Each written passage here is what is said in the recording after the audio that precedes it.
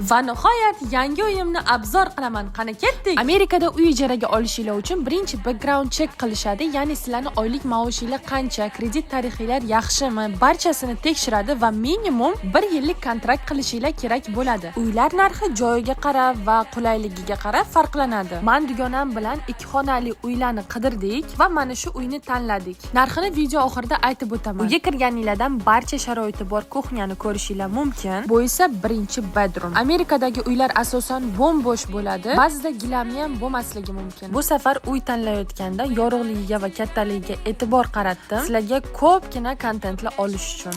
Bu esa ikkinchi bedroom. Odatda 2 xonali uylarda bitta xonasi ikkinchisiga nisbatan kichikroq bo'lishini sezdim. Keyin ikkinchi bedroom. Bedroomning ichida kir mashinasi va sushilkasi ham bor. Ba'zi uylarda laundrysi boshqa uyda joylashgan bo'lishi mumkin va bu juda noqulay. Koridorga chiqsanglar, shunday chiqindi uchun xona ham bor. Tashqariga chiqib o'tirishingiz ham shart emas. Bu esa sport zal.